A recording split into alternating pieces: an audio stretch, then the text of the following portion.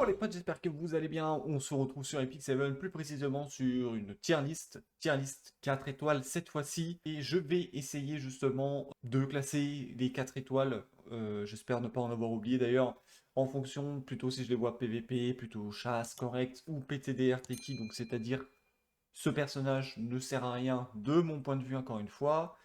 Bien évidemment, il se peut que certaines personnes disent que justement un personnage que je vais mettre dans PTDR Teki se joue un peu ici, un peu en PVP, etc., etc. Sauf que, je le rappelle, personnage 4 étoiles, donc Molagora, et les Molagora, c'est vraiment une ressource très très rare. Donc du coup, je ne gaspillerai pas des Molagora, qui est vraiment très précieux, sur des personnages bof, ok. Voilà, tout simplement. Donc c'est pour ça que je mettrai vraiment les personnages que j'estime très très bons en PvP, très très bons en chasse. Dans les corrects, c'est correct, voilà, tout simplement. Ça peut jouer, mais c'est pas non plus fifou de l'espace. Bref, j'arrête de parler pour ne rien dire. C'était un petit récap de comment ça va se passer. Je vais essayer d'aller très très vite. Le but de la vidéo, c'est pas que ça vous fasse chier, et puis ben, moi non plus, hein. Le but, c'est que ça aille vite et que vous ayez un peu une espèce de tier list des 4 nets qui sont OP, et pour savoir un peu où est-ce qu'ils sont OP. Allez, c'est parti. Donc en premier, nous avons Akates ici présent. Alors Akates, je vais la mettre dans OP chasse. Tout simplement parce que elle se joue dans une, voire deux teams en golem. Donc voilà, ce sera un très très bon support. Pas trop besoin de la Molagora. Donc du coup, plutôt intéressant au peu d'investissement pour un bon support. Ensuite, nous avons Angelica. Donc Angelica, je vais la mettre au P-Chasse.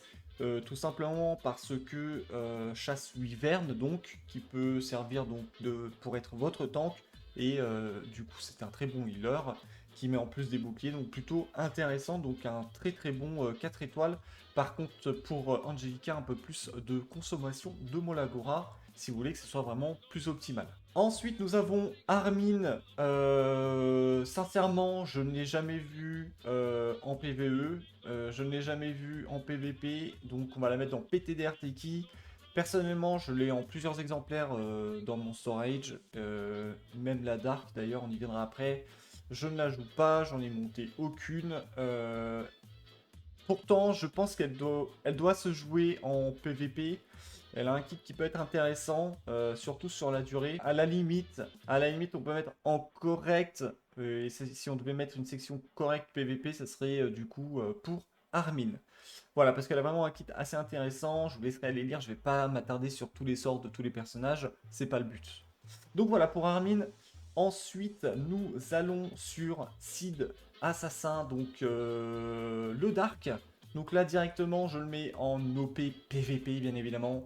Très très fort unité, gros potentiel de dégâts, debuff mono-cible, unité très rapide, doit jouer d'ailleurs en limite en premier. Donc voilà pour Sid Assassin, sincèrement, on verra après, hein, comme je vous avais dit, de ce qui est le plus à gauche, normalement, est censé être le plus OP, et du coup vers la droite, le moins OP. Même si de mon point de vue tous ceux que je vais mettre dans OP sont OP, mais si vous voulez on essaiera de faire un petit classement du personnage 4 étoiles que je trouve le plus OP en PvP. Chasse bah, du coup c'est un peu différent parce que voilà on parle de toutes les chasses. Bref, ensuite nous avons donc Colin Dark. Sincèrement c'est ok en PvP, de là à mettre que c'est OP non, donc du coup j'irai pas investir de Molagora.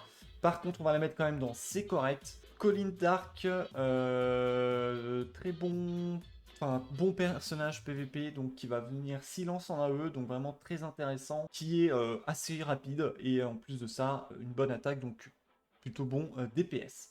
Ensuite nous avons donc Alots, donc auxiliaire Lots. Donc là cette fois-ci nous allons le mettre dans OP PVP, même si au jour d'aujourd'hui c'est un petit peu moins vu. Donc pour Alot, c'est un très bon support contrôle qui debuff silence en AOE, et en plus de ça qui va venir augmenter une unité en speed pour la faire jouer avant les autres en lui donnant un buff attaque. Donc plutôt intéressant comme support, et en plus de ça il silence en AOE, donc c'est plutôt assez cool. Ensuite, nous avons Karine, Blood Karine. Donc là, je vais la mettre dans OP PVP. on va la mettre à la limite ici, parce qu'en ce moment, c'est très très joué. Qu'est-ce qui est intéressant avec Kayn? C'est que plus sa vie descend, plus sa speed augmente et son attaque également. Euh, mais beaucoup de dégâts en AOE, très forte unité. Petite parenthèse, quand j'ai mis OP PVP, comme d'habitude, arène, guild et RTA. Nous avons Kartuja, si je me trompe pas. Donc là, on va le mettre dans PTDR-Teki. Ensuite, nous avons Mercedes Light. Donc là, je vais la mettre dans correct, à la limite devant Armin. Donc, bon personnage, ce buff attaque, tape en AOE. Une attaque assez correcte. Je la mets pas en top PVP parce que pour moi il y a beaucoup mieux, donc on la met dans correct. Ensuite nous avons Zerato Dark. Concernant cette unité, je ne vais pas le mettre dans OP alors qu'il a été très souvent utilisé il y a de ça un an, pareil que Alots. Mais Alots c'est beaucoup plus présent que Zerato. On va le mettre devant Mercedes également. Donc pour Zerato, c'est une très bonne unité. Par contre, en défense d'arène par exemple, ou de guild, je le trouve vraiment très intéressant.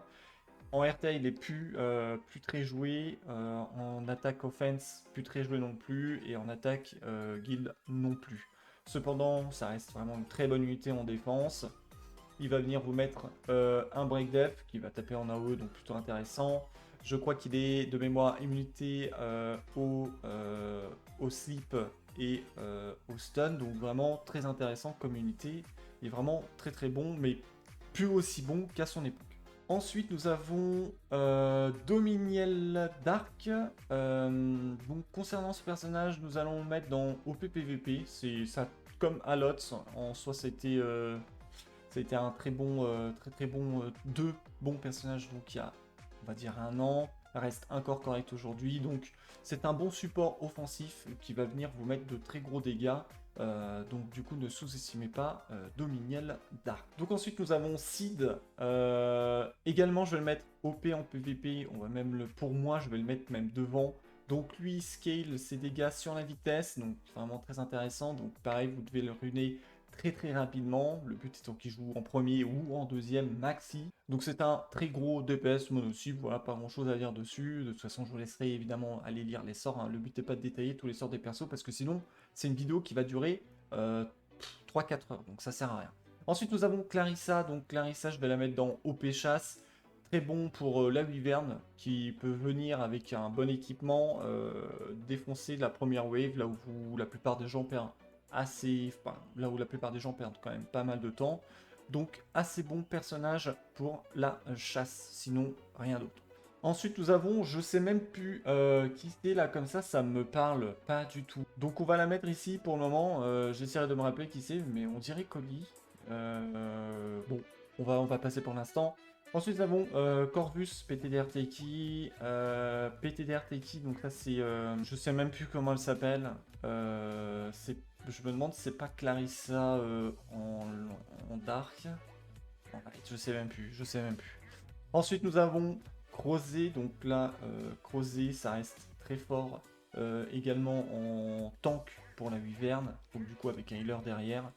Peut être également un petit peu joué en PVP, mais sincèrement, laissez tomber si vous le ruinez pour la Wyvern, laissez-le pour la Wyvern.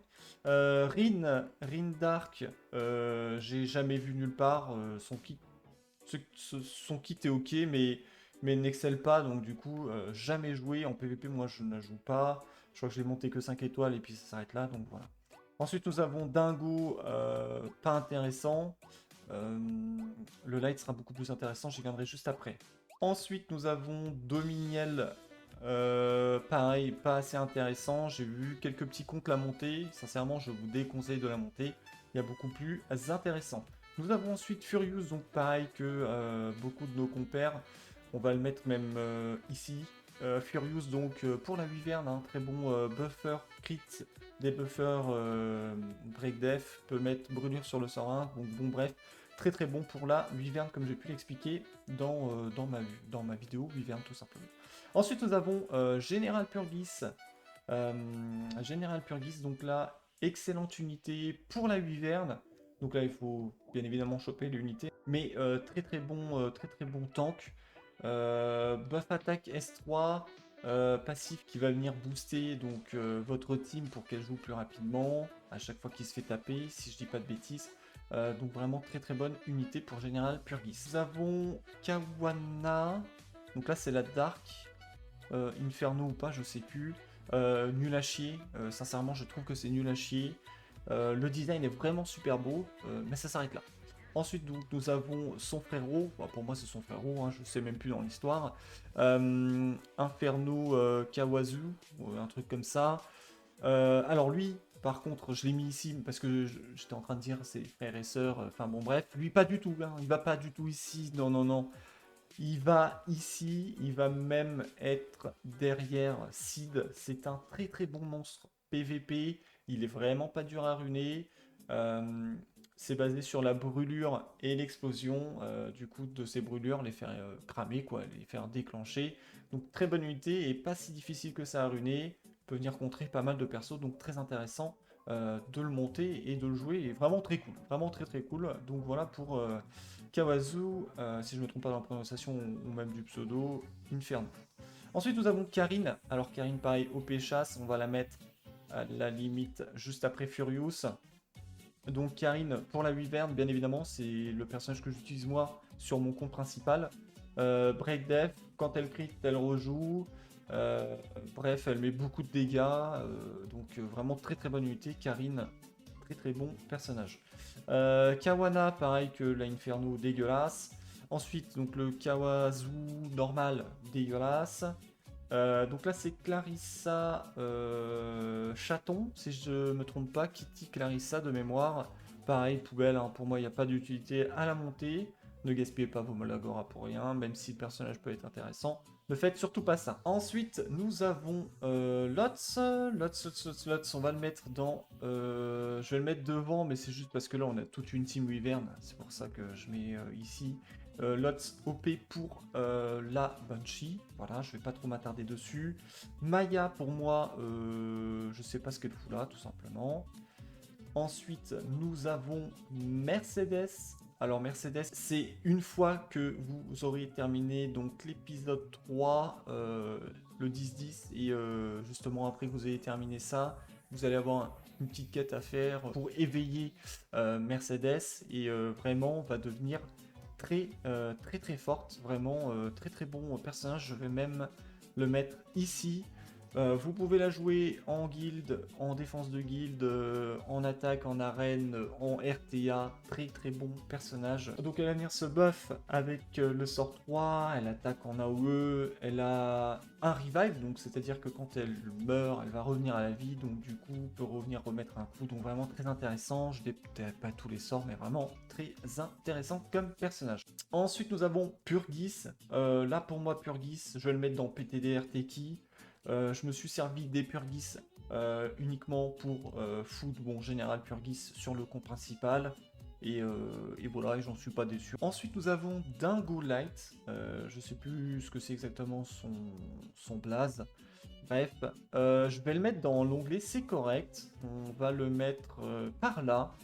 Tout simplement parce que c'est un très bon support. Voilà, c'est un support que vous pouvez utiliser un petit peu partout. C'est un support offensif, bien évidemment, pas défensif comme Angelica par exemple, genre bondi sur elle, parce qu'elle était juste au-dessus, qui va vraiment venir S3 mettre immunité avec barrière et healer, et S2 juste healer. Là pour le coup, on va partir sur un personnage healer offensif, buffer même, qui va venir vraiment il va taper, et du coup en fonction des dégâts qu'il va infliger, hop, il va aider votre équipe, etc., etc. Donc vraiment très intéressant, du coup Dingo Light, sincèrement, très bon personnage, ne le sous-estimez pas, vraiment très correct. Ensuite nous avons donc Cerilla, si je me trompe pas dans le pseudo, personnage que vous pouvez obtenir dans l'histoire secondaire si je dis pas de bêtises. On va la mettre à peu près par là. Personnage ok, va infliger des brûlures, se perd très très bien, justement va très bien jouer avec, je pense, à Arminta ou Carotte, voilà, dès que vous avez terminé l'évolution de Carotte. Vraiment très correct de jouer les deux là ensemble, par exemple en PVP, ça fonctionne assez bien, en Abyss, PvE, tout ça, ça passe relativement bien. Nous avons ensuite Akates Dark, je ne me rappelle plus de son blason plus, parce qu'il doit avoir un truc, mais je m'en souviens plus. On va la mettre dans OP PVP, bien évidemment. Je vais la mettre à peu près par là, parce que je pense que c'est vraiment un personnage sous-estimé. Il faut pas oublier qu'il n'y a pas beaucoup de personnages qui revive dans le jeu. Elle en possède un. Elle a une bonne défense de base. Elle va venir enlever tous les debuffs que possède votre équipe. Et ça reste un très très bon healer, donc ne sous-estimez pas Akates Dark, tout simplement. Donc ensuite nous avons Rin, si je dis pas de bêtises, je sais pas ce qu'elle fait. Ensuite nous avons donc Rose Dark. Eh bien, sincèrement, personnage assez difficile à placer parce que on va la mettre dans C'est correct, on va la mettre là. Limite même en vrai, est-ce que je peux te la mettre devant? Tu veux pas? Voilà, on va faire comme ça. Pour moi, ça reste vraiment un très très bon personnage. Donc elle va être utilisée dans certaines teams, bien évidemment, Banshee et Golem. Et également, vous pouvez l'utiliser en PVP, elle est vraiment très correcte. C'est pour ça que je la mets pas non plus dans OP chasse ou PVP. Elle va pas forcément exceller. C'est un personnage qu'il faut mettre dans une team bien précise. Mais comme justement vous pouvez l'utiliser en Banshee, en Golem et en PVP, bien évidemment ce sera pas forcément le même build, mais du coup reste un personnage très correct. Ensuite nous avons Roman, si je dis pas de bêtises. Je crois que c'est un healer, bref j'en sais rien. Ensuite nous avons Rose, donc là je vais la mettre dans OP chasse. Tout simplement parce qu'elle peut être utilisée, ou alors peut-être dans correct. Attendez, je suis peut-être en train de déconner un petit peu. Je pense qu'on va la mettre plutôt dans correct. Ah, ça me saoule parce que moi je la vois vraiment dans la chasse. Après, en PVP aussi, ça passe pour certains trucs. Bon, on va la mettre là, on va mettre dans correct. Pour Rose, concernant plutôt mon idée de départ, je l'aurais mis dans OP chasse parce que tout simplement, je la vois dans 2-3 teams. Et moi, je l'ai également utilisée dans une de mes teams Wyvern à l'époque. Je m'en servais comme alors tank, mais surtout qui va venir me mettre un buff attaque et en plus de ça une petite barrière. Et je m'en servais donc dans ma team Wyvern tout simplement. Mais on va la mettre plutôt dans C'est correct parce que vous pouvez également vous en servir un petit peu en PVP. Et surtout je dirais en arène ça peut surprendre 2-3 personnes parce que ça reste une unité très correcte. Mais sinon ouais. En vrai voilà, c'est à vous de voir. Elle reste vraiment très correcte, que ce soit en chasse, elle est vraiment utilisée dans 2-3 teams. Et également en PVP un tout petit peu. En guilde aussi un petit peu. Voilà. Donc on va la mettre dans correct. On va la mettre aller devant juste pour pas dire qu'elle est derrière. Ensuite, nous avons Shuri, si je prononce bien. Donc pour moi, le feu, je vois pas l'intérêt. Voilà, je suis désolé frérot, à la limite je te mets devant parce que pour te faire plaisir, voilà, toi tu peux aller derrière. Hein. Toi, c'est pareil. Bref, euh, pas trop d'intérêt pour moi en tout cas. À la limite, on peut le mettre dans correct, correct en PVP, fait quand même de bons dégâts. Donc ouais, allez, on va le mettre dans correct. Écoutez, franchement, c'est vrai que je me suis déjà fait surprendre 2-3 fois en PVP par Shuri, donc on va le laisser là.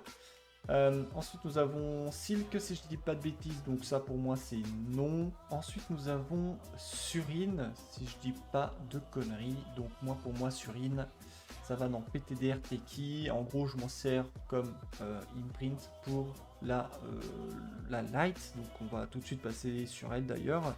Donc pour Surine Light. Donc pour Surine, je vais la mettre en fin de liste PVP, OP PVP, parce que comme les trois dernières unités tout simplement, c'était des unités qui sont, on va dire, old school, qui marchent encore aujourd'hui, qu'on voit encore, mais c'est pas les trucs que vous allez voir le plus souvent au jour d'aujourd'hui. Mais quand vous tombez justement sur une Surine Light assez bien stuffée, et ben franchement ça fait le taf. Donc le rappel pour Surine Light, elle a l'immortalité, donc elle peut pas se faire OS. Elle a un S3 qui va venir silence tout le monde. Et en plus de ça, elle met quand même d'assez bons dégâts, donc vraiment très très correct en PVP, voire correct plus bien évidemment. Donc nous avons Crozet Dark, pareil, je le fous en PTDR Teki, pour moi il a vraiment pas sa place ici. Ensuite nous avons Angelica Light, là pour moi, toi tu vas venir ici, hein. Hop, je vais y arriver. Ok, donc ensuite nous avons Angelica Light, incroyable en PVP. Pour moi, elle n'a pas du tout sa place en PvE. Très très forte en PvP. Elle va venir debuff l'ennemi. Elle va venir justement... Elle va être très utile justement dans une équipe cleave. Son S3 a immortalité. Donc du coup, elle ne pourra pas mourir. Donc ça sera que pour elle-même. Et en plus de ça, si je ne me trompe pas, elle va venir mettre un buff attaque et speed justement à ses alliés. Bref, elle fait plein de choses. Sincèrement, c'est un très très gros 4 étoiles PVP. Vous pouvez vous investir dessus sans ouvrir les yeux. Vous fermez les yeux, vous mettez les mots à l'ora et c'est ok.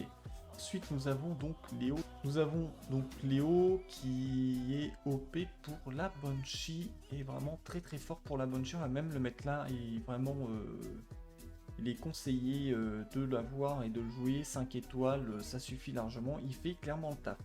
Ensuite, nous avons Tiara, donc 4 étoiles offertes dès le début du jeu. On va la mettre dans correct. C'est un personnage que vous pouvez vous servir en farmer. C'est un personnage que vous pouvez utiliser en début en PvP, qui va très très vite s'essouffler. Donc break def sur son sort 3, mono cible, bon dégâts. Sort 2 AOE, bref, et je crois qu'elle a encore un break def ou attaque sur son sort 1. Donc vraiment... personnage ok, mais qui n'excelle pour moi en tout cas nulle part. Ensuite nous avons Silk Nomade. Donc ça va là, hein, pour moi c'est nul.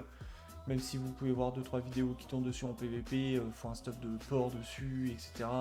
Pour moi c'est même pas dans la case correcte. Bref. Nous avons